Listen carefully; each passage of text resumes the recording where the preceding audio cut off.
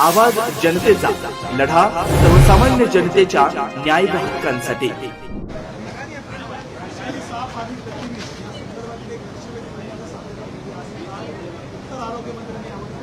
आज माझी राज्यामध्ये सर्पदंशाने अनेक जाणारे बळी आणि सर्पदंशाचे होणारे परिणाम याच्यावरती एक लक्षवेधी होती। आपल्यामार्फत एक धक्कादायक गोष्ट मला समाजासमोर आणायची आहे। आपल्या महाराष्ट्र राज्यामध्ये अनेक विषारी साप आहेत, त्याच्यामधले बिग 4 विषारी साप जे आहेत, ज्याच्यामध्ये नाग आहे, कुसऱ्या आहे, मनियार आहे आणि घोणस, अशा 4 साप चावल्यानंतर सुद्धा जे अँटीव्हेनम दिलं जातं, जी लस दिली जाते, ती सगळ्या सापांवरती एकच लस दिली जाते। म्हणजे तुमचं डोकं दुखलं, ताप आलं, थंडी आली, खोकला आली तरी सुद्धा एकच औषध दिलं जातं। प्रत्येक सापाचं विष वेगळं असतं, विषाचे परिणाम वेगळे असतात। त्यामुळे प्रत्येक कोणताही साप चावला तर त्याला त्या स्पेसिफिक स्पीशीचं अँटीव्हेनम दिलं पाहिजे, हा माझा प्रश्न होता।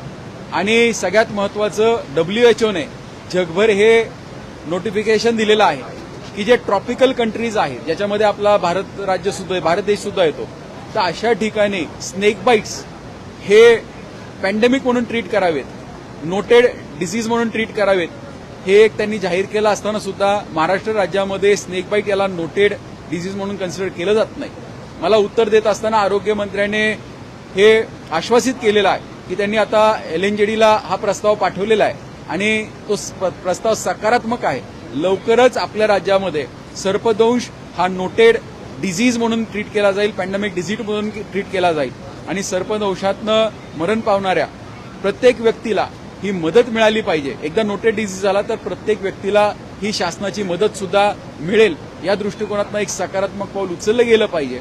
आणि त्याच दृष्टिकोनातनं जी हॅफकिन सारखी इन्स्टिट्यूट आहे, जी आता बंद अवस्थेत आहे किंवा जीर्ण अवस्थेत चाललेली आहे, ती ही संस्था नव्याने परत जिवंत करणे, पुनर्जीवित करणे आणि त्या ठिकाणी रिजनल वेनम बँक, म्हणजे कारण शेवटी प्रत्येक परिसराला, प्रत्येक भागामध्ये जे साप असतात, विषारी साप असतात, अशांचं विष जर उपलब्ध होऊन त्याच्यावरती अँटीडोट तयार झाला तर त्याचा फायदा बरेचसे जीव वाचवण्यामध्ये, आणि आपण पाहतो की जीव वाचतात, मरण पावणाऱ्यांची संख्या ही खूप कमी आहे, पण डिसेबिलिटी होणाऱ्यांची संख्या ही मोठ्या प्रमाणावर आहे, ती आपल्याला थांबवता येईल। कारण स्पेसिफिक विषयावरती स्पेसिफिक औषध जर तयार झालं तर त्याचा फायदा या परिसराला झाल्याशिवाय राहणार नाही, जनतेला झाल्याशिवाय राहणार नाही।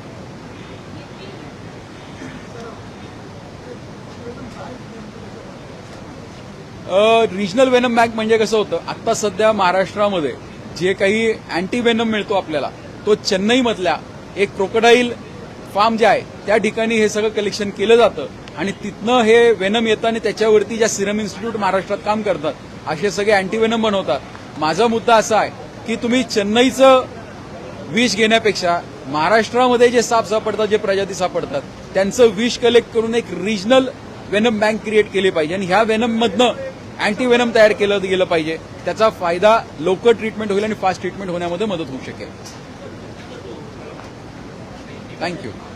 राज ठाकरे यांच्याकडनं कुठेतरी भाजपवर टीका होताना पाहायला मिळत आहे। राज ठाकरे थेटपणे कुठेतरी म्हणत आहेत की प्रश्न विकत घेणाऱ्यांचा नाही तर विकले जाणाऱ्यांचा हा आहे, देह विक्रीला ते तयारच असतील तर गिराईक हे तयारच असतात आणि हे घाणेरडं राजकारण सुरू आहे, लोकांमध्ये या गोष्टींचा संताप आहे। माझा आजचा विषय विषारी सापांविषयी आहे, बिनविषारी आणि फुसकरणाऱ्यांविषयी नाही, मी बोलणं त्याच्यावरती टाळतो। धन्यवाद।